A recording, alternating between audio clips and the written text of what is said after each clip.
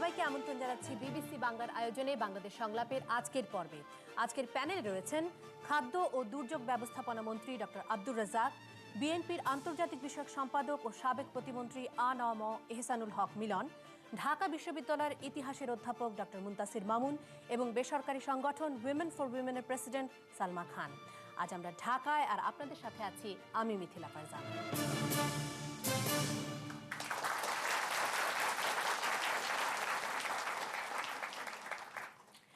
মিলনায়তনে দর্শকবৃন্দ, আপনারা এখানে এসে কিছু প্রশ্ন আমাদেরকে জমা দিয়েছেন। তার মধ্যে থেকে কয়েকটি প্রশ্ন আমরা বেছে নিয়েছি। যদিও প্যানেলের সদস্যরা জানেন না যে সেই প্রশ্নগুলো কি, তারা যেমন এই প্রশ্নগুলো নিয়ে আলোচনা করবেন, তেমনি আপনারা সুযোগ পাবেন এ সম্পর্কিত কোনো সম্পূরক প্রশ্ন থাকলে কিংবা কোনো মতামত থাকলে সেটি আমাদেরকে জানাবার। আজকের প্রথম প্রশ্নটি করছেন মোহাম্মদ উজ্জ্বল খান। আমার প্রশ্ন হচ্ছে, সংবিধানের কোনো অনুচ্ছেদ কিংবা ধারা অস্পষ্ট কিংবা দুর্বল থাকলে তার পরিবর্তন করা যেতে পারে, কিন্তু বর্তমান সরকার 1972 সালের সংবিধানে ফিরে যেতে চাইছে কেন?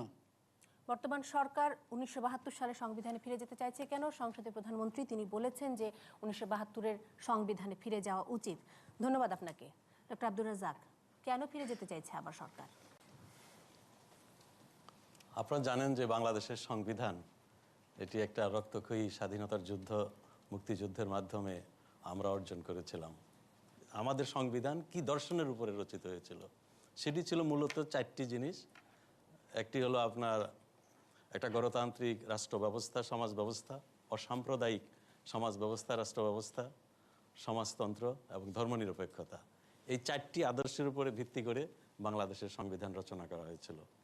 আমরা দেখছি স্বাধীনতার পরে 1975 সালে অত্যন্ত দুঃখজনকভাবে জাতির জনক বঙ্গবন্ধুকে নির্মম নিষ্ঠুরভাবে হত্যা করা হয় এবং যারা স্বাধীনতার শক্তির বিরুদ্ধে ছিল, স্বাধীনতার বিরুদ্ধে ছিল, মুক্তিযুদ্ধের বিরুদ্ধে ছিল এবং একটা আন্তর্জাতিক সম্প্রদায় যারা বাংলাদেশের স্বাধীনতাকে মেনে নিতে পারে নাই বা এখনও স্বাধীনতার বিরোধিতা করে, তারা ষড়যন্ত্র করে, চক্রান্ত করে জাতির জনককে হত্যা করেছিল। শুধু জাতির জনককে হত্যা করেই তারা ক্ষান্ত হয় নাই। এই যে আমি বললাম স্বাধীনতার মুক্তিযুদ্ধের যে চেতনা, এই চেতনাটিকেও তারা ধ্বংস করতে চেয়েছে। তারা চেয়েছে যদি বাংলাদেশকে ধ্বংস করতে হয়, বাংলাদেশকে যদি আবার পাকিস্তানি ধারায় ফিরিয়ে নিয়ে যেতে হয়, তাহলে এই স্বাধীনতার মুক্তিযুদ্ধের চেতনাটাকেও ধ্বংস করতে হবে। এবং সেই লক্ষ্য নিয়েই তারা বঙ্গবন্ধুকে হত্যা করেছিল এবং বাংলাদেশের সংবিধানও তারপরে যারা ক্ষমতা এসেছিলেন বঙ্গবন্ধুর হত্যার মাধ্যমে, তারা এসে এই বাংলাদেশের সংবিধানের মূল যে চেতনা, মূল যে ধারা, এগুলোকে কিছু কিছু পরিবর্তন করে। আপনারা জানেন যে ধর্মনিরপেক্ষতা এই শব্দটিকে কেটে দেওয়া হয়। আপনারা জানেন যে সমাজতন্ত্র একটা সম্পদের সুষম বন্টনের, শোষণহীন সমাজ ব্যবস্থা কায়েমের যে চেতনা ছিল মুক্তিযুদ্ধের, এবং এদেশের মানুষের দীর্ঘদিনের লালিত আকাঙ্ক্ষা শোষণহীন একটা সমাজ ব্যবস্থা, সকল মানুষের জন্য সমান অধিকারের একটা সমাজ ব্যবস্থা, সকল ধর্ম বর্ণ নির্বিশেষে সকল মানুষের জন্যই বাংলাদেশটি, হিন্দু, মুসলমান, খ্রিস্টান, বৌদ্ধ কিংবা বিভিন্ন সম্প্রদায়, গারো, তারপরে আপনার এই চাকমা, হাজক, আমাদের বিভিন্ন ছোট ছোট সাম্প্রদায়িক গোষ্ঠীগুলো রয়েছে, সকলের জন্য, সকল মানুষের জন্য সমান অধিকার নিয়ে একটি রাষ্ট্র ব্যবস্থা। সেই চেতনাগুলোকে ধ্বংস করা হয় সংবিধান থেকে। কাজেই আমরা যে ফিরে যেতে চাচ্ছি, আমরা চাচ্ছি যে মুক্তিযুদ্ধের স্বাধীনতার যে চেতনা ছিল, ইউনিভার্সাল কতগুলো ফ্রিডম, লিবার্টির, আপনারা যদি যুক্তরাষ্ট্রের, আমেরিকার স্বাধীনতার যুদ্ধ দেখেন বা স্বাধীনতার কথা চিন্তা করেন, ফরাসি বিপ্লবের কথা ভাবেন, সেই সমস্ত বিপ্লবের পরে যে দর্শনগুলো, আদর্শগুলো সারা বিশ্বব্যাপী এগুলো নিয়ে আলোচিত হয়েছে এবং এগুলো গ্রহণ করেছে এবং বিভিন্ন দেশে লালিত হয়েছে, সেগুলোকে যারা ধ্বংস করেছে, আমরা সেই চেতনায়, আমরা সংবিধানকে আগের যে চেতনায় ছিল সেই চেতনায় আমরা এটা ফিরিয়ে নিয়ে। ধন্যবাদ মিস্টার রাজ্জাক। সালমা খান, আপনি শুনলেন ডক্টর আব্দুর রাজ্জাকের কথা। আপনার কি মনে হয় 1972-এর সংবিধান আবার ফিরে যাওয়া উচিত? আমার মনে হয় সংবিধান তো যদিও একটা দলের বিশেষ সময়ে হয়তো এই সংবিধান কার্যকর হয়েছে, কিন্তু সংবিধানটা তো সমগ্র জাতির একটা আশা আকাঙ্ক্ষার একটা প্রতিচ্ছবি থাকতে হবে। তো সেই কারণে এখন আমাদের মাননীয় মন্ত্রী যেটা বললেন, আমার কাছে মনে হয় যে এটা এমন একটা গুরুত্বপূর্ণ ব্যাপার, এবং সংবিধান অবশ্য অনেকবারই এর সংশোধন হয়েছে, পরিবর্তন হয়েছে, পরিমার্জন হয়েছে, কিন্তু এটা জনগণের কি মতামত, আমার মনে হয় এ ব্যাপারে হয়তো একটা গণভোট কিংবা একটা রায়ের একটা ব্যবস্থা করলে আমরা অনেকখানি বুঝতে পারতাম যে প্রকৃতপক্ষে জনগণ এখন প্রস্তুত কিনা এই ধরনের পরিবর্তনের জন্য। এবং তিনি যে কথাটা আরেকটা বললেন, বিশেষ করে সমাজতন্ত্রের কথা, আমি মনে করছি যে বর্তমানে বাংলাদেশের যে অর্থনীতি, যে বিশ্বায়ন, মুক্তবাজার অর্থনীতি, এবং আমরা প্রবৃদ্ধির জিডিপি প্রবৃদ্ধির হারে যেভাবে আমরা উন্নয়নশীল অন্যান্য দেশের তুলনায় অনেকখানি এগিয়ে এসেছি, যে ধরনের অর্থনীতি বিকাশের কারণে আমার মনে হয় যে সমাজতন্ত্রে ফেরত যাবার আমাদের সেরকম অবকাশ নেই। সেজন্য তাহলে ধর্মনিরপেক্ষতা অবশ্যই একটা অতি গুরুত্বপূর্ণ ইস্যু। আমিও মনে করি যে এটি প্রতিফলিত হওয়া উচিত আমাদের সংবিধানে।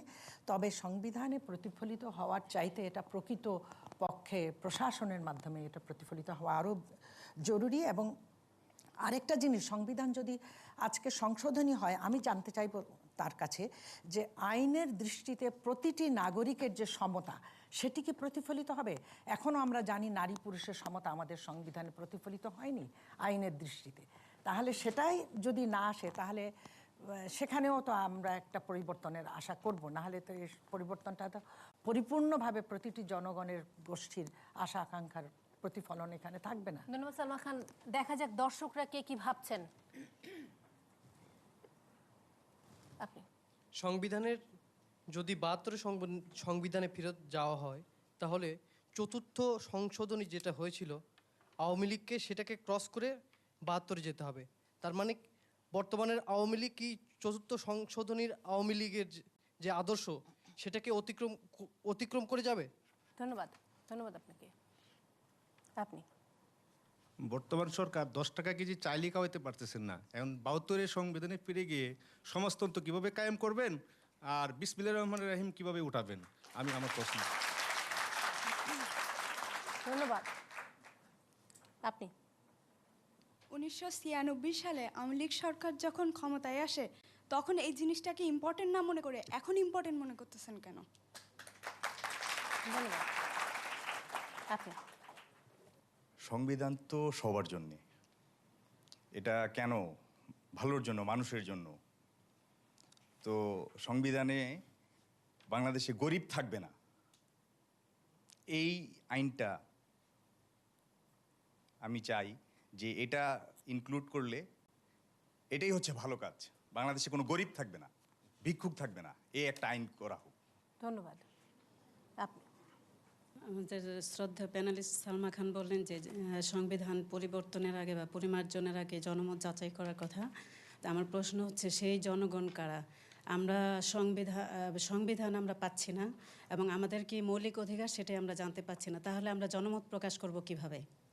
ধন্যবাদ। আপনি ধন্যবাদ। দুটো দলেরই প্রতিনিধি আছে। আমার প্রশ্ন হচ্ছে যে একটা গণতান্ত্রিক সরকার আসার পরেই প্রত্যেকটা সরকারের বেলায় সংবিধানের কিছু না কিছু চেঞ্জ করা হয়েছে। আসলে এটা কি করা উচিত? এইভাবে একটা সরকার আসবে আর একটা সংবিধানের কিছু জিনিস পরিবর্তন হবে, আর একটা সরকার এসে সেটা পিছিয়ে নিয়ে যাবে, এটা আমাদের জাতির জন্য কতটা হতাশাজনক? এই 72-এর সংবিধানে ফিরে যাওয়া নিয়ে আপনার কোনো মতামত আছে কিনা? একই কথা, 72-এর সংবিধানে প্রথম যখন আওয়ামী লীগ ছিলেন 72 সালের রচনার পরে, তখনও কিন্তু সংশোধন হয়েছেন। তাহলে আবার ফিরে যাচ্ছি, সেইটা আগে যিনি বক্তা প্রশ্ন করেছেন সেই ধারায় যে পৌঁছায়, সেটা কি হবে? ধন্যবাদ আপনাকে। এহসানুল হক মিলন। বিসমিল্লাহির রহমানির রহিম। ধন্যবাদ। এই প্রশ্নের উত্তর দিতেই প্রথমে আমার মনে পড়ে যে পৃথিবীতে এখনও 3টি রাষ্ট্র রয়েছে, দেশ রয়েছে, যাদের সংবিধান কোনো লিখিত নেই। একটি হচ্ছে ইউনাইটেড কিংডম অফ ইংল্যান্ড, সেটা ইংল্যান্ড, ওয়েলস অ্যান্ড স্কটল্যান্ড মিলিয়ে। আরেকটা হচ্ছে নিউজিল্যান্ড, আরেকটা হচ্ছে ইসরায়েল। তাদের কিন্তু লিখিত সংবিধান নেই। সংবিধান ইতিমধ্যেই ভারতের 100-বারের বেশি চেঞ্জ হয়েছে। ইউনাইটেড স্টেটসের প্রথম 10 বছরে 10টি সংবিধানের সংশোধনী এসেছিল। আমাদের প্রশ্নটি হচ্ছে, আজকে যারা এই আলোচকবৃন্দ আমাদের সামনে রয়েছেন, আপনার কি সংবিধান নামক এই বইটি কি কারোর কাছে আছে? আপনি কি এটা পেয়েছেন? কয়েকজন আপনারা পেয়েছেন, নিশ্চয়ই আপনারা জোগাড় করেছেন। জনসাধারণের জন্য সংবিধান সকলকে উন্মুক্ত করে দেওয়া এবং প্রিন্ট করার এই অধিকার কোনো পাবলিক কোনো প্রিন্টার্সের নেই। এটা শুধু সরকারই মুদ্রণ করতে পারেন। অর্থাৎ সকলে যদি সংবিধান না পেয়ে থাকেন, তাহলে এটা সংশোধন সম্পর্কে আলোচনা করতে নিশ্চয়ই আপনাদের অনেক কষ্ট হবে। আসা যাক, 1972 সালে নভেম্বরে যে সংবিধানটি হয়েছিল সেই সংবিধানটি করেছিলেন সেই পাকিস্তানের প্রাদেশিক সদস্যরা। তারা গণপ্রজাতন্ত্রী বাংলাদেশ সরকারের কোনো নির্বাচিত সংসদ সদস্য তারা ছিলেন না। 72 সালে হওয়ার পর প্রথমে এই সংবিধানে কেচি লাগানো হয় বঙ্গবন্ধু শেখ মুজিবুর রহমানের সময়ে প্রথম সংশোধন করা হয়। প্রথমটি হয়েছিল 1973 সালে। সেটি হয়েছিল যারা মানবতা বিরোধী কাজ করেছিল, গণহত্যা করেছিল, তাদের জন্য এই আইনটিকে সংশোধন করা হয়েছিল। দ্বিতীয়টি হয়েছিল ইমার্জেন্সি, প্রক্লামেশন অফ ইমার্জেন্সি। দেশের অভ্যন্তরে এবং আন্তর্জাতিক পর্যায়ে কোনো দুর্ঘটনা ঘটলে পরে দেশে ইমার্জেন্সির প্রয়োজন রয়েছে, সেই জন্য দ্বিতীয়টি সংশোধনটি হয়েছিল, অ্যামেন্ডমেন্টটি হয়েছিল প্রক্লামেশন অফ ইমার্জেন্সি। তৃতীয়টি হয়েছিল আমাদের স্বাধীনতা, সার্বভৌমত্ব অর্থাৎ ভৌগোলিক সীমারেখা নিয়ে, যেখানে ইন্ডিয়ার সাথে কমিশন করে আমাদের বেড়ুবাড়ি দেওয়া হয়েছিল এবং 3 বিঘা করিডোর নেওয়া হয়েছিল। সেটি হচ্ছে আমাদের স্বাধীনতা, সার্বভৌমত্ব এবং আমাদের ভৌগোলিক সীমারেখার উপরে, যেটাকে আমরা শুকনো বাদামের খোসার মতো আমরা বারান্দায় ফেলে দিয়ে আসছিলাম। চতুর্থটি হয়েছিল, যেটি হচ্ছিল বাকশাল প্রতিষ্ঠিত করা, গণতন্ত্রকে গলাটিপে হত্যা করা এবং একদলীয় এক শাসক ব্যবস্থা প্রবর্তন করা এবং সংবাদপত্রের স্বাধীনতা হনন করা, 4টি পত্রিকাকে দেওয়া। এই চতুর্থ সংশোধনটি হয়েছিল 1974 সালের 24শে জানুয়ারি, অর্থাৎ বঙ্গবন্ধু শেখ মুজিবুর রহমান জীবিত থাকতেই 4টি হয়েছিল।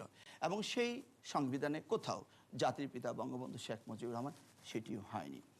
আজকে সংবিধানে কি রয়েছে? রয়েছে ইন গড উই ট্রাস্ট। আপনার যদি কারোর কাছে ডলার থেকে থাকে খুলে দেখবেন লেখা রয়েছে ইন গড উই ট্রাস্ট। আমরা আল্লাহর প্রতি অগাধ বিশ্বাস, এটি রয়েছে আমাদের সংবিধানের প্রথম মূল মন্ত্র। দ্বিতীয়টি রয়েছে গণতন্ত্র, তৃতীয়টি রয়েছে জাতীয়তাবাদ, চতুর্থটি রয়েছে অর্থনৈতিক ও ন্যায় বিচার, যেটি হচ্ছে সমাজতন্ত্রের ব্যাখ্যা। তাহলে সেখান থেকে আমরা ফিরে আসব। ধরি নেই প্রথম 4টি মূল মন্ত্র ছিল, সেটি রয়েছে কি? ধর্মনিরপেক্ষতা।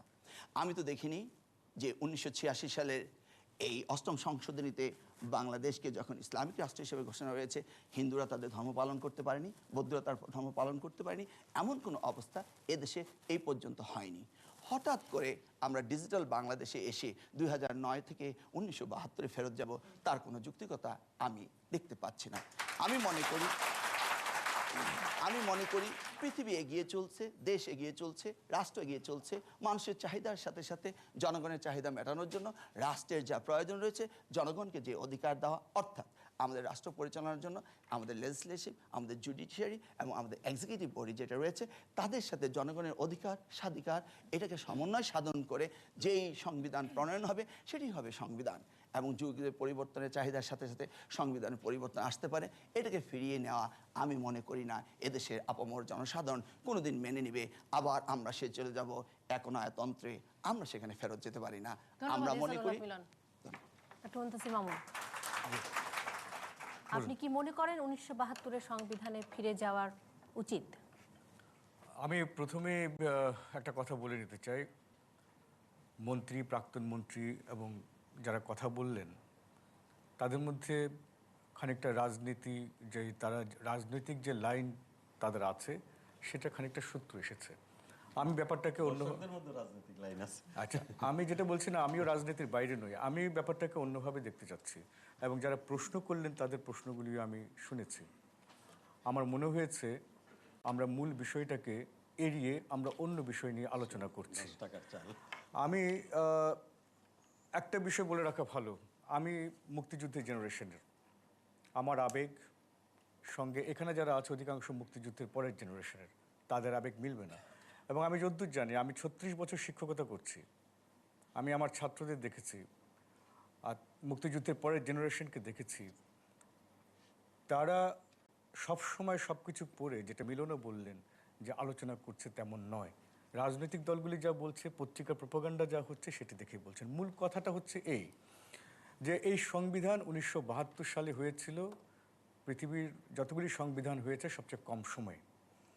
এবং এই সংবিধান সেই সময় আমাদের সময় আমরা দেখেছি যে আমরা যে আবেগ ধারণ করেছিলাম, আমরা যেভাবে দেশটিকে গড়তে চেয়েছিলাম, পেরেছি কি না পেরেছি সেটা অন্য প্রশ্ন, সেগুলি সবগুলি এখানে নিহিত ছিল।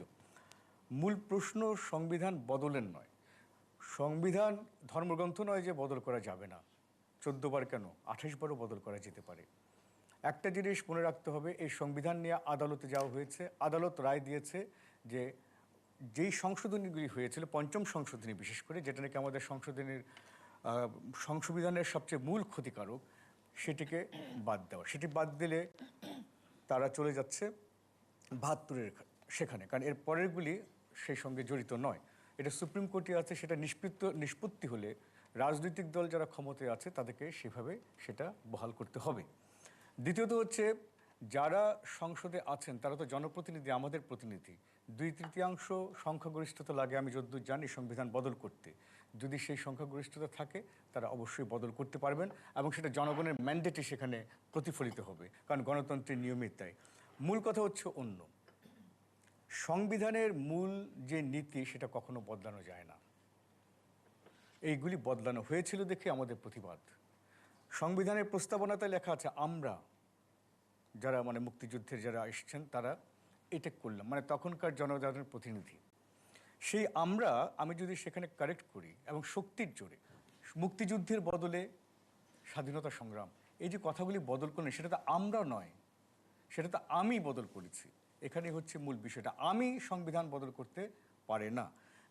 সংবিধান সংশোধন করা যেতে পারে, মূলনীতি কিন্তু যেটা দিয়ে রাষ্ট্র গঠিত হয় সেটি বদল করা যায় না, সেটি বদল করা হয়েছিল।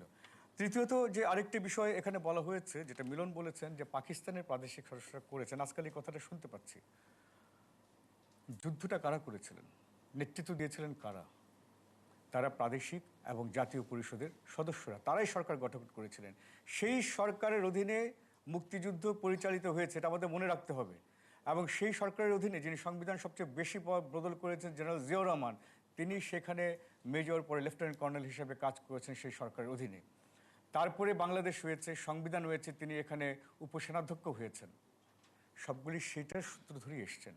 যদি এটা পাকিস্তানিদের দ্বারা করা হয়ে থাকে এবং এটা বেআইনি হয়, তাহলে বাংলাদেশও বেআইনি, মুক্তিযুদ্ধও বেআইনি, জেনারেল জিয়াকে নিয়ে যেটা কথা হচ্ছে সেগুলিও বেআইনি। ধন্যবাদ ডক্টর মুনতাসির মাহমুদ। ডক্টর আব্দুর রাজ্জাক, আমি আপনার কাছে ফিরে আসছি, যদি একটু সংক্ষেপে উত্তর দেন।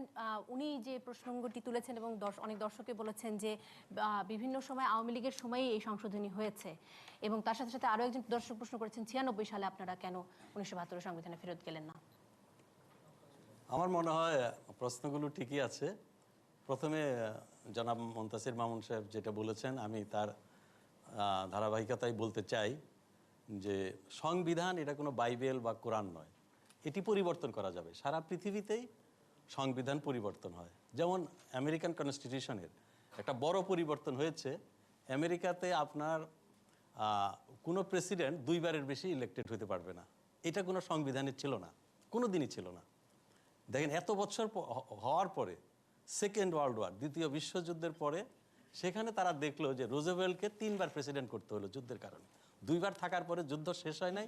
এই সময় আমেরিকাতে একটা নির্বাচন অনুষ্ঠান করা সম্ভব ছিল না, তাকে 3 বার দেওয়া হলো। তারপরে তখন আমেরিকানরা ডিসাইড করলো যে আমাদের এই সংবিধানে এটা সন্নিবেশিত করতে হবে, যেহেতু একবার আমরা নিয়ম ভঙ্গ করেছি, ভবিষ্যতে আরও হবে। তখন তারা সংবিধানে বলে দিল যে ও ভবিষ্যতে কেউ কোনোদিন 2 বারের বেশি প্রেসিডেন্ট হতে পারবে না।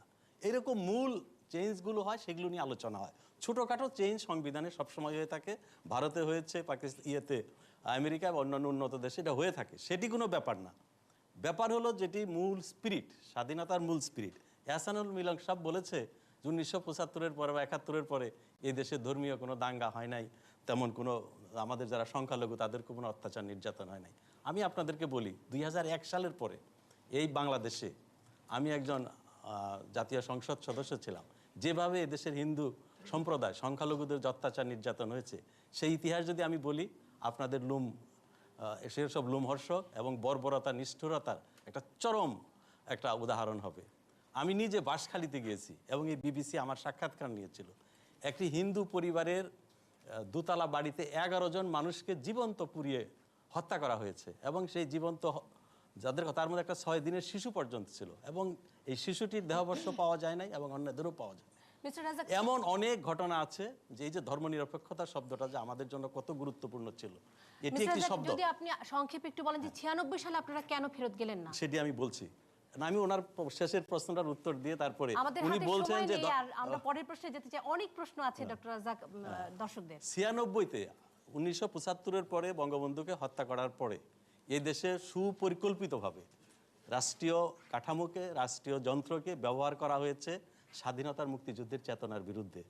অনেক কথা বলা যায়, এই যে মুক্তিযুদ্ধ না এটা স্বাধীনতার সংগ্রাম না সংগ্রাম, এই যে কথাগুলো। তারপরে আপনার এই যে উনি বললেন যে পাকিস্তানের যারা এই সংবিধান রচনা করেছে তারা পাকিস্তানের গণপরিষদের, জাতীয় পরিষদের সদস্য ছিল। এটি ঠিক না। আমরা 26শে মার্চ আমরা স্বাধীনতা ঘোষণা করেছি, ওনারাই দাবি করেন। যদিও জিয়াউর রহমান সাহেব 27শে মার্চ সন্ধ্যার সময়, অর্থাৎ 25শে মার্চের পরে 26-এর দিন গেছে, 27-এর সারা দিন গেছে, এবং সারা পৃথিবীর পত্রপত্রিকায় খবর এসেছে, সারা পৃথিবীর খবর এসেছে বাংলাদেশের স্বাধীনতা ঘোষণা করা হয়েছে। 27 তারিখের সন্ধ্যায় জিয়াউর রহমান সাহেব 7টার সময় এই স্বাধীনতার ঘোষণা পাঠ করেছেন বঙ্গবন্ধুর নামে, প্রথম নিজের নামে, পরে বঙ্গবন্ধুর নামে। কাজেই 26শে মার্চ যদি স্বাধীনতা দিবস হয়, স্বাধীনতার ঘোষণা হয়, এবং সেই স্বাধীনতা যারা ঘোষণা করলো এবং সেই স্বাধীনতা যুদ্ধ যারা পরিচালনা করলো, সেই তারা কি করে পাকিস্তানের জাতীয় সংসদ সদস্য হলো? আমি আপনাদের কাছেই প্রশ্ন করছি। ধন্যবাদ ডক্টর আব্দুল রাজ্জাক। তো কাজেই আমরা 96-তে কেন করি নাই? অব্যাহতভাবে স্বাধীনতার বিরুদ্ধে প্রচার করা হয়েছে। 96 সালে আমাদের যেহেতু 2/3 মেজরিটি ছিল না, 2/3 মেজরিটি ছিল না, সেটি একটি কারণ। দ্বিতীয়ত হলো তখন আমরা ওইভাবে প্রস্তুত ছিলাম না এটি মোকাবেলা করার জন্য। এক কথায় যদি কিছু যোগ করেন। আমি যেটা বলতে চাচ্ছি, 75 সালে যখন নাকি 74 সালেও যখন সংবিধান পরিবর্তনে, তখন আমরা এর প্রতিবাদ করেছি। 75 সালের পর থেকেও কিন্তু প্রতিবাদ অব্যাহত ছিল, আছে। 96 সালেও আপনারা কাগজ খুললে দেখবেন আওয়ামী লীগের পক্ষ থেকে সংবিধানে 72-এর স্পিরিটে ফিরে যাওয়ার কথা হয়েছে। পরবর্তী প্রশ্ন করছেন চাঁদ সুলতানা। ধর্মভিত্তিক রাজনৈতিক দলগুলো অভিযোগ করছে যে প্রস্তাবিত জাতীয় শিক্ষানীতিতে ধর্মীয় শিক্ষার কোনো সুযোগ নেই। আসলে এই অভিযোগ কতটা যৌক্তিক? সাবেক শিক্ষা প্রতিমন্ত্রী এহসানুল হক মিলন, আসলে এই অভিযোগ কতটা যৌক্তিক? ধন্যবাদ আপনাকে। আমার কিছু আগের প্রশ্ন বলা ছিল, যদি অনুমতি দেন তাহলে আমি সেই জায়গায় যাব। আপনার প্রশ্নটা আগে শেষ করে আমাদের নিই। আসলে এই প্রশ্নটির উত্তর নেওয়াটাই খুব জরুরি, কারণ সময় হাতে নেই। শিক্ষানীতি, আমি মনে করি বিশ্বায়নের যুগে প্রতিযোগিতায় টিকে থাকার জন্য, শিক্ষা ব্যবস্থাকে আধুনিকায়তন করার জন্য যা যা প্রয়োজন রয়েছে সেটা করা সকল সময়ের জন্য এটা বাঞ্ছনীয় আমি বোধ করি। আপনার স্পেসিফিক প্রশ্নটি হচ্ছে ধর্মীয় শিক্ষা। আমি মনে করি ধর্ম একটি নৈতিক শিক্ষা, এই শিক্ষার প্রয়োজন রয়েছে। প্রত্যেকের ধর্মেই ভালো এবং প্রত্যেকটি ধর্মই সঠিকভাবে শেখানো হয়। এদেশের শিক্ষা ব্যবস্থায় যেটা রয়েছিল 9 এবং 10-এ, সেখানে ধর্মীয় শিক্ষা কম্পালসারি ছিল এবং সেখানে 70,000 ধর্মীয় শিক্ষক ছিল। 1, 2, 3, 4 হতে শুরু করে প্রত্যেকটি ক্লাসে ধর্মীয় শিক্ষা ছিল, কিন্তু এবারে শিক্ষানীতিতে বলা হয়েছে ঐচ্ছিক বিষয় হিসাবে ধর্মীয় শিক্ষাকে সেখানে রাখা হবে। ঐচ্ছিক বিষয় অর্থাৎ এডিশনাল সাবজেক্ট। আমরা সভাপতি ক্লাসে যখন লেখাপড়া করি, এডিশনাল সাবজেক্ট যারা জিপিএ A+ পেতে চেয়েছেন তারা এমন সাবজেক্টগুলি নিয়েছেন যেখানে মার্কস বেশি পাওয়া যায়, অর্থাৎ 40 মাইনাস করার পরে এডিশনাল পয়েন্টস দিয়ে আপনি জিপিএ A+ নেওয়ার জন্য চেষ্টা করেন।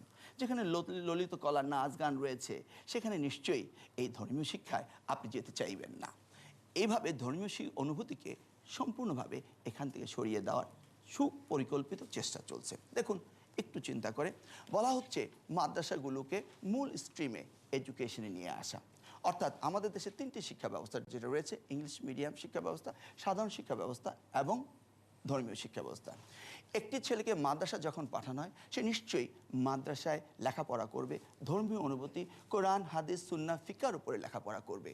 সেখানে যদি আমরা বলি যে মেইন স্ট্রিমে আমরা এডুকেশনকে নিয়ে আসব, তাহলে কিন্তু মাদ্রাসা শিক্ষা ব্যবস্থাকে সম্পূর্ণভাবে বিলুপ্ত করা হচ্ছে। মাদ্রাসা কিন্তু সাধারণ শিক্ষার জন্য প্রতিষ্ঠিত হয়নি। হ্যাঁ, মাদ্রাসা শিক্ষা যারা ছাত্রছাত্রী রয়েছে, শহীদ রাষ্ট্রপতি জিয়াউর রহমানের সময় ইংরেজি, বাংলা, অঙ্ক, সমাজ বিজ্ঞান সব কিছুই তাদেরকে দেওয়া হয়েছিল। জোটের সরকারের সময় ফাজিল এবং কামেল মাস্টার ডিগ্রি এবং ডিগ্রি সমমানের শিক্ষা ব্যবস্থাকে উন্নত মানের হওয়ার জন্য কুষ্টিয়া ইসলামিক বিশ্ববিদ্যালয়ে অধীনস্থ করা হয়েছিল। মাদ্রাসা শিক্ষা ব্যবস্থা থেকে মাদ্রাসার শিক্ষকরা সেখানে বাংলা, ইংরেজি এবং অন্যান্যগুলোকে তাদের পরীক্ষা নেওয়া, প্রশ্নপত্র করা এবং উত্তরপত্র দেখা, এই ব্যবস্থাটি রয়েছিল। এখনকার শিক্ষানীতিতে কিন্তু সেটাকে বাদ দিয়ে মাদ্রাসা শিক্ষাকে বৈষম্য করা হয়েছে এবং তাদেরকে হিউমিলেট করা হয়েছে। 70,000 শিক্ষক রয়েছে ক্লাস 9, 10-এ ধর্মীয় শিক্ষার। তারা আজকে কোথায় যাবে যদি ললিত কলা না হয়, ধর্মীয় শিক্ষা না থাকে? একবার কি ভেবে দেখেছেন যে ধর্মীয় অনুভূতি, নৈতিক শিক্ষার প্রয়োজন কতটুকু রয়েছে? আমরা কিন্তু বলছি। আমার বক্তব্য পরিষ্কার। আমি শিক্ষানীতি বর্তমানে একটা পুরোটা পাইনি, আমি পড়ি নাই। আমি কখনো শিক্ষা ব্যবস্থার সঙ্গে ধর্মশিক্ষার যুক্ততা আমি সমর্থন করিনি, এটা আমার ব্যক্তিগত মত। আমরা তো জন্মের পর থেকে ধর্মশিক্ষা করছি, স্কুলে গিয়ে আর কি ধর্মশিক্ষা করব। দ্বিতীয়ত হচ্ছে মাদ্রাসা এখনও রয়ে গেছে। আমরা বলেছি মাদ্রাসাকে যুগোপযোগী করতে হবে। পৃথিবীর যেগুলি দেশ যেখানে আপনারা আমরা যাওয়ার জন্য পাগল হয়ে থাকি, সেখানে কোথায় মাদ্রাসা শিক্ষা বা ওই ধরনের শিক্ষা আছে? খ্রিস্টান কলেজ আছে যেখানে করা হয় উচ্চ পর্যায়ে, কিন্তু মেইন স্ট্রিমের সঙ্গে যদি যুক্ত না থাকে, এখানে যারা পড়ছে তারা কিন্তু পিছিয়ে থাকছে। একজন প্রশ্ন করেছিলেন আমাদের দেশে গরিব দরকার নেই, মাদ্রাসা থেকে যারা পাশ করছেন এই সমাজ তাদেরকে মসজিদের ইমাম ছাড়া অন্য কোথায় চাকরি দিচ্ছেন বা কায়দা পড়াবার জন্য ছাড়া। তারা মেইন স্ট্রিমে এলে তারা অন্য যে স্ট্রিমগুলি আছে তার সঙ্গে সময় উপযোগী হবে, তারা দেশ গড়ায় আরও অধিকভাবে আত্মনিয়োগ করতে হবে। ভণ্ডামিটা হচ্ছে এই যে যারা প্রবক্তা, আমি নিজামীর কথা দেখেছি, আমি গোলাম আজমদের কথা দেখেছি, বিএনপির কথা দেখেছি, তাদের একজনের ছেলেও মাদ্রাসায় পড়েনি।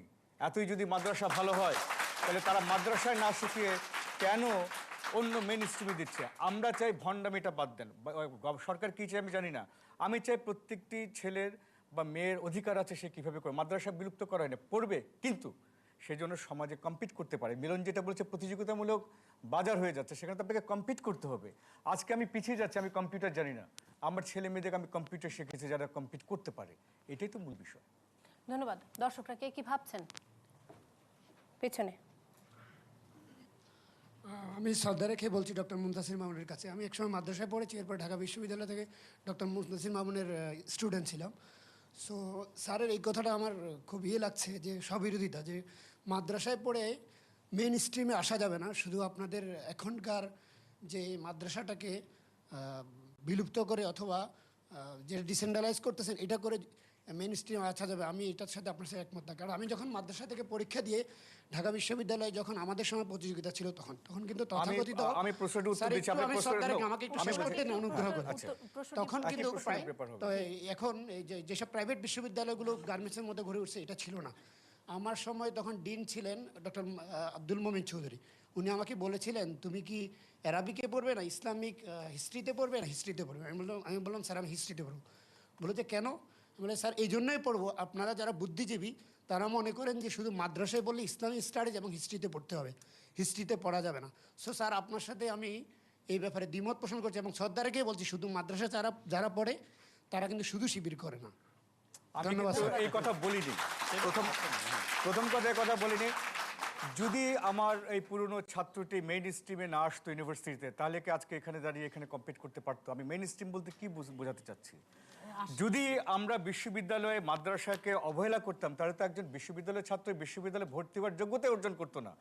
মাদ্রাসা শিক্ষাকে তো আমরা বলছি যে আরও কামিল ফাজেল এসব আরও উচ্চতরে পড়তে যায়, মাদ্রাসা থেকে পাশ করে বেরো, সে কি কম্পিট করতে পারবে? আজকে ও যে কম্পিট করতে পারছে ঢাকা বিশ্ববিদ্যালয়ে এসেছে দেখে, আমি সেটাকে মেইন স্ট্রিম বলছি। এবং কখনোই ঢাকা বিশ্ববিদ্যালয়ে আমরা কখনোই ডিসক্রিমিনেট করি নাই। ধন্যবাদ। পেছনে আমার কথা হচ্ছে যে আমরা তো পারিবারিকভাবেই ধর্মীয় শিক্ষায় শিক্ষিত হচ্ছি, আর উনি বললেন যে ধর্মীয় শিক্ষা না থাকলে আমাদের নৈতিক শিক্ষা হবে না। আমার কথা হচ্ছে বাংলাদেশ এই পর্যন্ত অনেকবার দুর্নীতিতে চ্যাম্পিয়ন হয়েছে এবং যারা দুর্নীতিতে চ্যাম্পিয়ন করেছে বাংলাদেশকে তারা কিন্তু প্রত্যেকেই বাধ্যগতভাবে ধর্মীয় শিক্ষা পড়ে এসেছেন। আমার মনে হয় না এই বাধ্যগতভাবে তাদেরকে যে ধর্মীয় শিক্ষা দেওয়া হয়েছে সেই ধর্মীয় শিক্ষা তাদের নৈতিকতার কোনো পরিবর্তন করতে পেরেছে। ধন্যবাদ। আপনি আমার প্রশ্নটা হাসান হক মিলন স্যারের কাছে, যে উনি যেটা বলেছেন যে ক্লাস 9 এবং 10-এ ধর্মশিক্ষা বাধ্যতামূলক ছিলেন, ধর্মশিক্ষা বাধ্যতামূলক হলেই কি শুধুমাত্র আমরা ধর্মশিক্ষায় শিক্ষিত হব, নাকি পারিবারিক সুখে আমি ধর্মশিক্ষা পেয়ে থাকি? ধন্যবাদ। আপনি যে দেশের সরকার তার জনগণকে মৌলিক চাহিদা দিতে পারছে না, সেখানে ধর্মনিরপেক্ষতা আর সমাজতান্ত্রিকটা কি খুব বেশি জরুরি? আমার প্রশ্ন সরকারের কাছে। আপনার কি ধর্ম শিক্ষা শিক্ষানীতিতে ধর্মীয় শিক্ষা অগ্রাহ্য করা হচ্ছে, এই বিষয়ে কোনো মতামত আছে কি? আমার কথা হচ্ছে যে দেশের সরকার তার মৌলিক চাহিদা পূরণ করতে পারছে না তার জনগণের, আমি ধর্মনিরপেক্ষতাটা কি খুব বেশি জরুরি? না, কিন্তু আপনার শিক্ষানীতি নিয়ে কোনো মতামত আছে কিনা? না। ধন্যবাদ। সালমা খান। আমি এখানে একটা জিনিসে বলতে চাচ্ছি যে বর্তমান শিক্ষানীতিতে নৈতিকতা এবং ধর্মশিক্ষা, এটাতে আমার একটা আপত্তি আছে। কারণ আমি মনে করি ধর্মশিক্ষা শিক্ষিত হয়েই নৈতিকতা শিখতে হবে, আমাদের সময় এটা ছিল না। আমরা যখন পড়েছি তখন আমরা নৈতিকতা সম্বন্ধে অনেক জ্ঞান লাভ করেছি এবং আমি মনে করি নৈতিকতাটা আলাদাভাবে একটা শিক্ষণীয় বিষয়। এবং আরেকটা জিনিস হলো মাদ্রাসা শিক্ষা না বলে আমাদের দেশের মাদ্রাসা শিক্ষা, সেটা মূলত কিন্তু একটা দেখা যাচ্ছে যে দারিদ্র পীড়িত যারা, তাদের একটা বিশেষভাবে তারা অনেক সময় ঠিক ধর্মের আকর্ষণে কতটা যান, অবশ্যই অনেকে যান, কিন্তু দারিদ্র এখানে একটা বড় ফ্যাক্টর থাকে। এবং সঙ্গত কারণেই সেখানে মাদ্রাসাগুলি যেহেতু দরিদ্র, বিরাট একটা দরিদ্র জনগোষ্ঠীর ক্যাটার করছে, সেখানে কিন্তু মানটা অতি নিম্নমানের। যে কারণ আমি ইন্দোনেশিয়াতে দেখেছি যে মাদ্রাসা শিক্ষার মানও কত উচ্চ মানের হতে পারে। বাংলাদেশ পরিপ্রেক্ষিতে আমি নিশ্চয়ই মনে করি যে মাদ্রাসা শিক্ষায় যারা শিক্ষিত হচ্ছে তাদের কাছে এমন মানের শিক্ষা দেওয়া উচিত যে তারা মূলধারায় অবশ্যই আসতে পারে। কারণ অনেকেই যে বয়সে তারা মাদ্রাসা শিক্ষায় অন্তর্ভুক্ত হয় সে বয়সে তাদের সে বিবেচনা করার এবং দারিদ্র্যের কারণে হয়তো সেই অপশনটা তাদের কাছে ওপেন থাকে না। সেজন্য আমি মনে করছি যে মাদ্রাসার শিক্ষাটাকে এমনভাবে দিতে হবে যে অবশ্যই সেখানে প্রতিটি ছাত্রের যাতে মূলধারার শিক্ষায় ফেরত আসার জন্য, অর্থাৎ গণিত, ইংরেজি, বাংলাদেশ স্টাডিজ, এই বিষয়গুলি অবশ্যই অন্তর্ভুক্ত থাকতে হবে। তারপরেও আমি মনে করি যে ধর্ম শিক্ষাটা মূলত কিন্তু পরিবার থেকেই আসে। বিশেষভাবে এখনও আমরা ধর্মকে যেভাবে গ্রহণ করি সেটা আমাদের পরিবারের মৌলিক মূল্যবোধ থেকেই আমরা পাই। সেটার কারণেও আমি মনে করছি যে আমাদেরকে দেখতে হবে যে এই মাদ্রাসাগুলিকে আমূলভাবে একটা পরিবর্তন না আনলে আমরা এই মূলধারাটাকে, তাদেরকে আনার পথটাকে বোধহয় খুলে দিতে পারছি না। একটি বিষয়ে বোধহয় স্পষ্টতার প্রয়োজন আছে। এবারের শিক্ষানীতিতে ধর্মীয় শিক্ষা, আপনি যেটা বলছিলেন যে ধর্মীয় শিক্ষা নেই ক্লাস 8 পর্যন্ত, কিন্তু নৈতিক শিক্ষা নামে একটি আলাদা বিষয় সংযুক্ত আছে, যেখানে 4টি ধর্মের মূল বিষয় নিয়ে একটি সমন্বিত একটি সূচি তৈরি করা হয়েছে। আমি আপনার কাছে আবার ফিরে আসবো, কারণ একটি সরাসরি প্রশ্ন আছে আপনার কাছে। তার আগে ডক্টর আব্দুর রাজ্জাক, আপনার কথা শুনে নিতে চাচ্ছি। এহসানুল হক মিলনের কাছে আবার ফেরত আসবো আমি। না, মাদ্রাসা শিক্ষা আমরা তো এটাকে বাদ দিতে বলছি না, এবং আমাদের শিক্ষানীতি তো বলা হয় নাই। কথাটি হচ্ছে যে এই শিক্ষাটাকে আধুনিকীকরণ, যুগোপযোগীকরণ। মাদ্রাসায় কিন্তু আমার ছেলে মেয়ে পড়ে না, এহসানুল হক মিলন সাহেবের ছেলে মেয়ে। মিস্টার রাজ্জাক, মাদ্রাসা শিক্ষা কিন্তু মূল প্রশ্ন না, ধর্মীয় শিক্ষা সেটিও কিন্তু এহসানুল হক মিলন সাহেবের ছেলে মেয়েরাও পড়ে না। আমরা কিন্তু আমরা বিত্তশালী বা যাদের সামর্থ্য আছে তারা আমরা ইংরেজি স্কুলে পড়াই, বিদেশি শিক্ষা পাই, সেখানে ধর্মের কোনো ব্যাপার নেই। এই যে ঢাকা শহরে এত বিদেশিদের এই ইংরেজি শিক্ষার মাধ্যম হিসাবে শিক্ষা হয়, সেখানে কি আপনাদের কোনো ধর্মীয় শিক্ষা দেওয়া হবে ইসলামিক? তাহলে তাদেরকে কি আমরা বিধর্মী করছি? তারা নৈতিকতা বিবর্জিত হচ্ছে, একটা বিরাট গোষ্ঠী। তারপর আমরা যারা মেইন স্ট্রিম যেটা আমরা বলছি, সেখানেও কি যদি ধর্মীয় শিক্ষা না থাকে তাহলে আমরা কি অনৈতিক হয়ে গেলাম? আগেও তো ছিল না এরকম, আমরা যারা সাধারণ স্কুল কলেজে পড়াশোনা করেছি। আমি একটা উদাহরণ আপনাদেরকে দিই। আমেরিকাতেও ধর্ম আছে, উনি নিজেই বললেন উই ট্রাস্ট ইন গড, কয়েনের মধ্যে, টাকার মধ্যে লেখা থাকে। কিন্তু সেই দেশে স্কুল কলেজে, পাবলিক স্কুল কলেজে যেমন বলা যাবে না যে মানুষের জন্ম হয়েছে আদম থেকে শুরু হয়েছে, সেখানে বলতে হবে যে আমাদের জন্ম হয়েছে, মানব জাতি এসেছে থ্রু ইভলিউশনের মাধ্যমে এসেছে। আপনি যদি বলেন যে আদম থেকে মানুষের, তাহলে আপনি ওই স্কুলের যে শিক্ষক এটি বলবে তার বিরুদ্ধে আইনের আশ্রয় নিতে পারবেন, এবং স্কুল কমিটি পারলে আপনাকে স্কুল থেকে বহিষ্কার করতে পারবে। তার অর্থ হলো ওই দেশেও ধর্মটি এবং ধর্মের ভিত্তি যে নৈতিকতা, এটা পারিবারিক পর্যায়ে শিক্ষা দেওয়া হয়, গির্জাতে শিক্ষা দেওয়া হয়, এবং আপনি এটা শিখবেন, এটাতে কোনো বাধা নেই। আমরাও যেটা দেশে শিখি, কিন্তু আমরা বলছি যে 3টে এডুকেশনই, মাদ্রাসা এবং এই যে ইংরেজি ইয়েতে এবং মেইন স্ট্রিম, আমরা যেটা একই রকম হওয়া উচিত, এবং মোটামুটিভাবে সবারই ধর্মীয় চেতনা, ধর্মীয় নীতি এগুলা শিক্ষা হবে। সাথে সাথে বিজ্ঞান, অঙ্ক বা আধুনিক যে শিক্ষা, যার মাধ্যমে এই প্রতিযোগিতামূলক বিশ্বে মাদ্রাসায় যে পড়বে সেও যেন সমানভাবে এমনি সাধারণ স্কুলে যারা পড়বে বা কলেজ ইউনিভার্সিটি পড়বে তাদের সাথে যেন প্রতিযোগিতা করতে পারে। শিক্ষাটাকে আমরা সকলের জন্য সমান করতে চাচ্ছি। এটি হলো আমাদের শিক্ষানীতিতে এই জিনিসটি আমাদের লক্ষ্য। ধন্যবাদ। ধর্ম কি পরিবার থেকে শিখবো নাকি স্কুল থেকে শিখবো, বিদ্যালয় থেকে? যদি সংক্ষেপে বলেন। আমি খুব সংক্ষেপে দিচ্ছি। আসলে রাজনীতি আমরা করছি, রাজনীতিবিদ আমরা যে আসলে একটি সুন্দর এবং কঠিন শব্দ এখানে চয়ন হয়েছে যে রাজনীতিবিদরা ভণ্ডামি করে, এটা তো বাস্তব কথা। আমরা এদেশের সাধারণ জনমানবের কথা বলে আমাদের সন্তানদেরকে সুদূর আমেরিকায় রেখে দেই। আমি একা নই, স্বয়ং এদেশের প্রধানমন্ত্রীও করছেন, কিন্তু আমরা দরিদ্র জনগণের কথা বলছি। সেই প্রসঙ্গে আমরা যেতে চাচ্ছি না। আমি যে কথা বলতে চাচ্ছি, নৈতিক শিক্ষা শেখানোর জন্য কোনো ধর্মই, নৈতিক শিক্ষা এবং ধর্মীয় অনুভূতি কোনো ধর্মেই খারাপ নয়। আর মুনতাসির মামুন সাহেব, প্রফেসর সাহেব যে কথাটি বললেন যে আমরা চাচ্ছি গঠনমূলক শিক্ষা পদ্ধতির মধ্য দিয়ে যারা মসজিদে ইমামতি করবে তাদেরকে বিশ্ববিদ্যালয় চত্বরে নিয়ে আসা, সেই জন্য তো ইংরেজি বাংলা পরিণতির প্রত্যেকটি বিষয় ছিল, সেই জন্যই তো ঢাকা বিশ্ববিদ্যালয় ভর্তি ব্যবস্থা জোটের সরকারের সময় ছিল। সেটাই তো বলি, নৈতিক শিক্ষা, ধর্মীয় শিক্ষা থেকে, ধর্ম থেকে নৈতিকতা আসে, নৈতিকতা বিবর্জিত তো ধর্মীয় শিক্ষা নয়, এটা আরেকটির পরিপূরক। ধন্যবাদ। পরবর্তী প্রশ্ন করছেন মোহাম্মদ মহিউদ্দিন। মাননীয় মন্ত্রীর কাছে আমার প্রশ্ন হচ্ছে 7ই নভেম্বরের সরকারি ছুটি বাতিলের কারণ কি? ধন্যবাদ। মাননীয় মন্ত্রীর কাছে প্রশ্ন, উনি সরাসরি বলেছেন এই কথা। 7ই নভেম্বরের ছুটি বাতিলের কারণ কি? 7ই নভেম্বরে এমন কোনো ঘটনা হয় নাই যে এই দিনে ছুটি দিতে হবে। ছুটি দিতে হয় আমরা কোনো জাতীয় দিবসে, যেমন আমরা 52 ভাষা আন্দোলনে 21শে ফেব্রুয়ারি আমাদের ছুটির দিন, স্বাধীনতা দিবস আমাদের ছুটির দিন।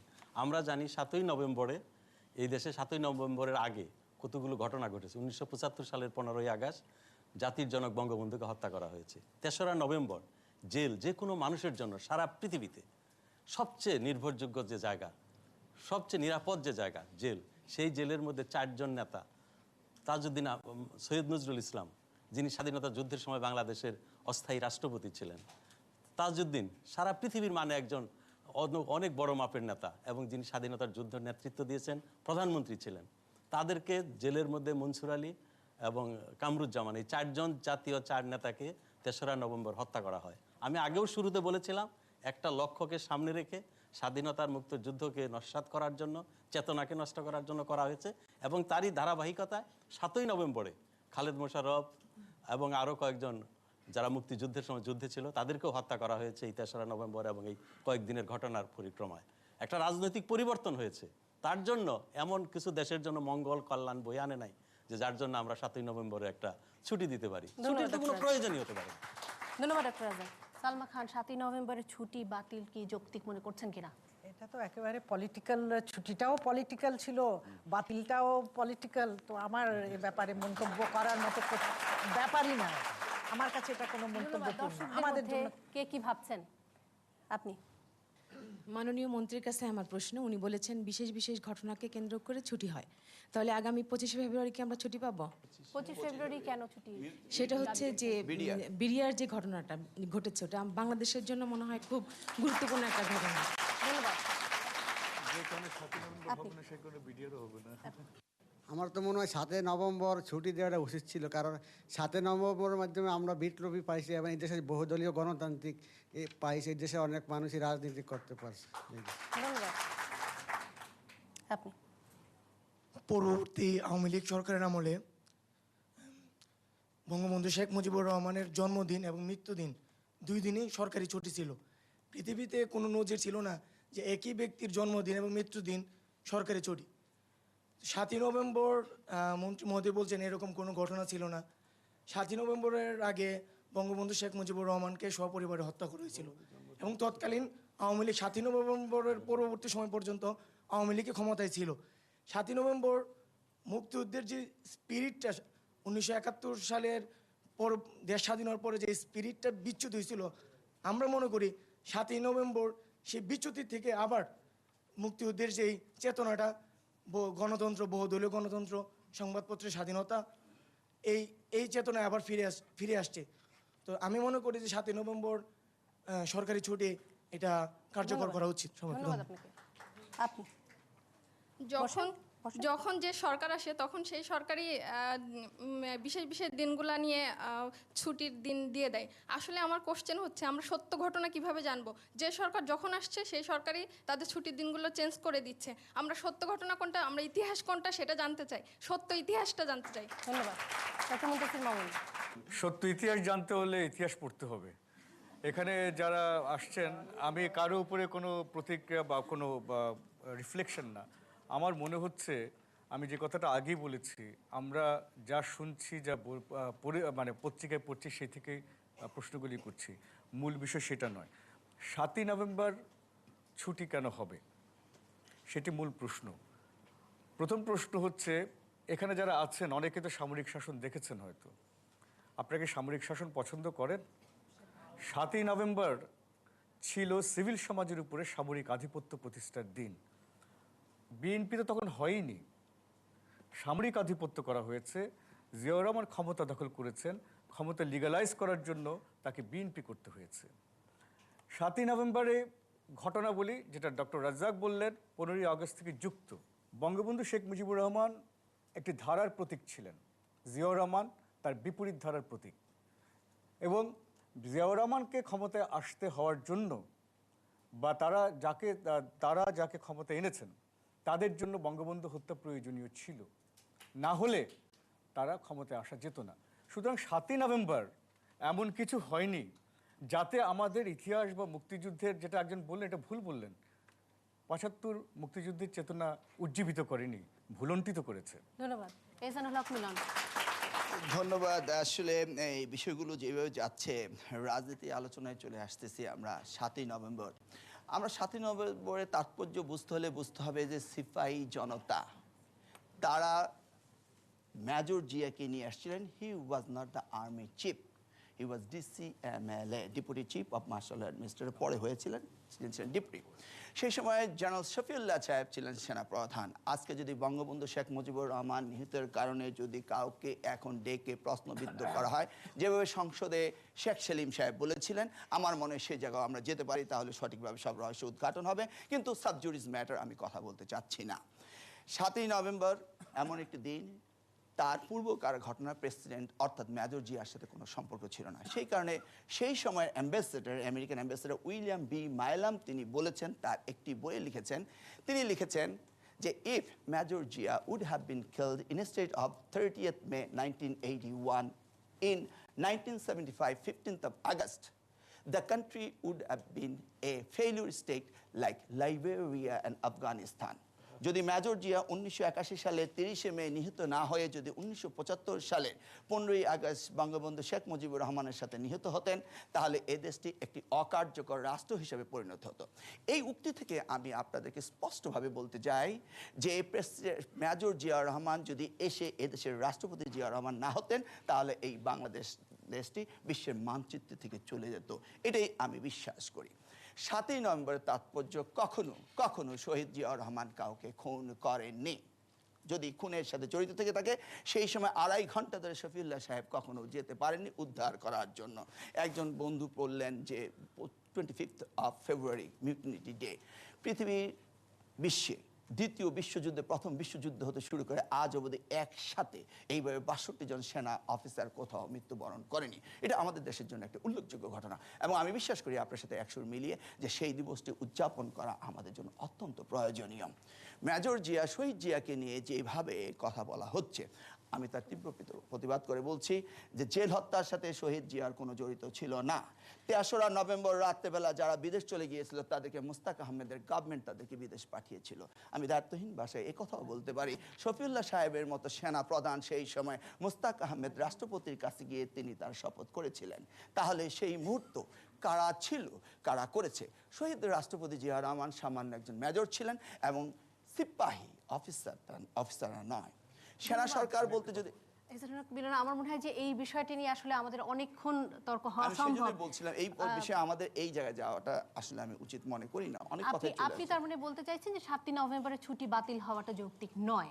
অবশ্যই নয়, এটা জনতার দিবস, পরবর্তী স্বাধীনতার দিবস। ডক্টর রাজ্জাক যদি এক লাইনে যদি শেষ করেন, আমার হাতে আর একদমই সময় নেই। এক লাইনেই বলবো, উনি যে একজন রাষ্ট্রদূত মাইলিয়ামের উদ্ধৃতি দিয়ে বলেছেন যে এই রাষ্ট্রটি ব্যর্থ রাষ্ট্রে পরিণত হবে। আমি বলতে চাই এই বাংলাদেশের স্বাধীনতার সার্বভৌমত্ব রক্ষার দায়িত্ব বাংলার 15 কোটি মানুষের। কোনো ব্যক্তি স্বাধীনতার সার্বভৌমত্ব রক্ষা করবে। আমি এক লাইনে বলতে চাই, মিলন সাহেব যেটা বলেছেন, আমি তখন শিক্ষক, আমি রাস্তায় দেখেছি স্লোগানটা ছিল সিপাহী সিপাহী ভাই ভাই, এবং জাসদের যেসব কর্মীরা কিছু কিছু ট্রাকে ছিলেন তারা বলেছিলেন সিপাহী জনতা ভাই ভাই।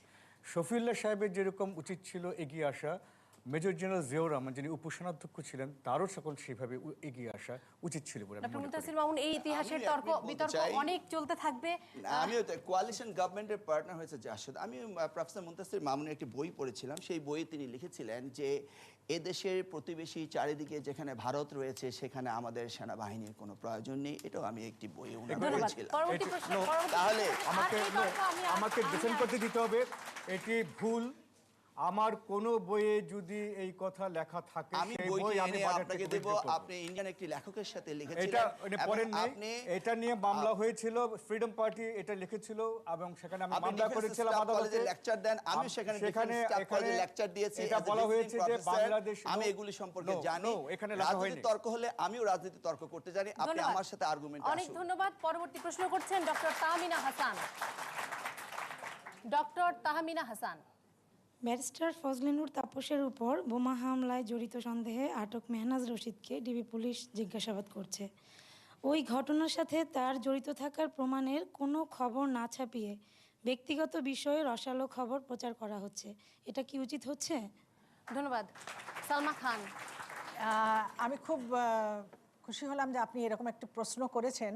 ঠিক ওই সময় আমি দেশে ছিলাম না, কিন্তু পরে এসে আমি যে ধরনের অরুচিকর কতগুলি সংবাদ দেখেছি এবং আমার মনে হয় যে এটা সত্যিই যে সে মেহনাজ রশিদ একজন নারী বলেই এরকম করে তাকে এটাকে একটা সম্পূর্ণ অন্য খাতে নিয়ে গিয়ে তার ব্যক্তিগত জীবন, চারিত্রিক ব্যাপার স্যাপার সব কিছু তুলে ধরা হয়েছে পত্রিকাতে এবং আমি মনে করি যে এটা একেবারেই সমীচীন নয়। বিশেষ করে এটা যদি প্রয়োজন হয় এটা আন্ডার ইনভেস্টিগেশন হওয়া উচিত এবং এটা সব কিছু প্রমাণিত হবার পর হয়তো জনসম্মুখে আনা উচিত ছিল, কিন্তু কতগুলি পত্রিকাতে দেখছি এটা সম্পূর্ণভাবে একটা নারীর চরিত্র হননের এবং সার্বিকভাবে একটি পত্রিকাতে ছিল সব মায়েদের পক্ষে অতি জঘন্য একটা বড় একটা খবর বেরিয়েছিল যে সব মায়েদের পক্ষে এটা প্রতিবাদ করা হচ্ছে, তার চরিত্র এত খারাপ যে তিনি একটা ছোট্ট 4 মাসের শিশুকে নিয়ে তিনি জেলখানায় যাচ্ছেন। তো সেজন্য আমি এই সুযোগ পেয়ে এটা প্রতিবাদ করছি যে একজন নারীকে এভাবে হেনস্থা করা এবং রাজনৈতিকভাবে তাকে ব্যবহার করা। ধন্যবাদ সালমা খান। আমাদের হাতে আসলে আর একদম সময় নেই, ডক্টর মুনতাসির মামুন সংক্ষেপে যদি বক্তব্যটি দেন। মিডিয়ার দায় দায়িত্ব মিডিয়া নির্ধারণ করবে। মিডিয়া অনেক সময় তাদের মাত্রা অতিক্রম করে। আমি মনে করি যে গোয়েন্দা প্রথম কথা হচ্ছে রিমান্ডে নিয়ে এই ধরনের যে প্রশ্ন উত্তর সেটা খালি এখন নয়, এটি গত 20 বছর ধরে চলে আসছে। সেগুলি পত্রপত্রিকায় আসছে, সেগুলি কিভাবে আসছে, সেগুলি আসলেই বলা হয়েছে কিনা, অতিরঞ্জিত হয়েছে কিনা সেটা আমরা জানি না। আমি যেহেতু এইভাবে জড়িত নই মিডিয়ার সঙ্গে, এই বিষয়ে আমার আসলে কিছু বলার নেই। তবে আমি মনে করি মাত্রাটা ঠিক রাখা উচিত এবং সেটা মিডিয়াই ঠিক করা উচিত। ধন্যবাদ। মিলন। আমি মনে করি এই ব্যাপারে সরকারের হস্তক্ষেপ অত্যন্ত প্রয়োজন। আমরা যদি সংবিধানকে আবার সঠিকভাবে তৈরি করতে চাই তাহলে ডিসক্রিমিনেশন অ্যাক্টে এখানে নারীর প্রতি এই ধরনের আচরণ কোনো অবস্থাতে সরকার যেন বরদাস্ত না করে, সেই ব্যাপারে আমি সরকারের আশু কোনো রকম অ্যাকশন চাই। ধন্যবাদ ডক্টর আব্দুর রাজ্জাক। না, এটি সরকার করছে না। আপনারা জানেন যে এই মহিলা, তার পিতা ছিল স্বঘোষিত জাতির জনকের হত্যাকারী এবং সেই কারণে তার একটা বিশেষ গুরুত্ব রয়েছে। সে কিন্তু এটিও বারবার বলেছে যে এরপর তারা যখন লিবিয়াতে ছিল এবং এই যারা বঙ্গবন্ধুর খুনি তাদেরকে লিবিয়াতে পাঠানোর ব্যবস্থা করেছিল তদানীন্তন প্রেসিডেন্ট জিয়াউর রহমান এবং তাদেরকে অব্যাহতভাবে প্রেসিডেন্ট জিয়াউর রহমান। আমি আবারও বলছি 13 নভেম্বর রাত্রিবেলা সেটা তো অব্যাহতভাবে টাকা কাজেই এই একজন মহিলা কথাগুলো বলছি, সে একজন মহিলা, তার ব্যক্তি অধিকারের প্রতি আমি সম্মান করি এবং তার ব্যক্তিগত কোনো তথ্য পত্রপত্রিকায় আসা উচিত না, কিন্তু জাতীয় রাজনীতির সাথে জাতীয় গুরুত্বপূর্ণ বিষয়ের সাথে যদি কোনো বক্তব্য এসে যায় সেখানে আমার আপনার কি করার রয়েছে? আমরা তো স্পষ্ট দেখছি যে জাতির ইতিহাসের সাথে, জাতির জনকের হত্যাকারীদের সাথে তার একটা সম্পর্ক রয়েছে এবং এখনো সে অব্যাহতভাবে তাদের সাথে সে মেয়ে হতে পারে, কিন্তু তার সাথে সাথে এই দায়িত্ব সে পালন করছে। তার একান্ত ব্যক্তিগত কিছু পিতাকে বাঁচানো, পিতা খুনি না, কিন্তু কার সাথে তার সম্পর্ক ছিল না ছিল সেটি আমিও চাই না, সেগুলো আসা উচিত না, উদ্ধৃতি দিয়ে সেগুলো আসা উচিত না, সেটি ঠিক আছে। কিন্তু অনেক সময় মিডিয়া এগুলো কিভাবে অনেক সময় মিডিয়া বাড়াবাড়ি করে, তারা এটা করে। এর জন্য আমার মনে হয় যে ব্যক্তি অধিকারের ব্যাপারে আমাদের সচেতন হওয়া উচিত। আমাদের জুডিশিয়ারি এখানে একটা বিরাট ভূমিকা রাখতে পারে, এই ব্যাপারে আমার কোনো দ্বিমত নেই। আমাদের হাতে আর একদমই সময় নেই। আমি আপনাদের কাছে ক্ষমা চেয়ে নিচ্ছি, অনেকের মতামত গ্রহণ করতে পারলাম না, তার কারণ আসলেই আমাদের হাতে অনেকের প্রশ্ন নিতে পারলাম না, কারণ আমাদের হাতে সত্যি আর একদমই সময় নেই। আমরা অনুষ্ঠান শেষ করতে যাচ্ছি। আমাদের পরবর্তী অনুষ্ঠান খুলনায়, আর তাতে অংশ নিতে চাইলে ফোন করুন অথবা SMS করুন 01819407030 এই নাম্বারে। ইমেইলও করতে পারেন bengali@bbc.co.uk এই ঠিকানায়। ধন্যবাদ জানাচ্ছি আজকের দর্শকবৃন্দকে, ধন্যবাদ জানাচ্ছি প্যানেলের সদস্যদেরকে, ধন্যবাদ জানাচ্ছি বঙ্গবন্ধু আন্তর্জাতিক সম্মেলন কেন্দ্র কর্তৃপক্ষ এবং চ্যানেল আই কর্তৃপক্ষকে। অনুষ্ঠানের প্রযোজক ওয়ালির রহমান মিরাজ এবং আমি মিথিলা ফারজানা এখনকার মতো এখানেই বিদায় নিচ্ছি।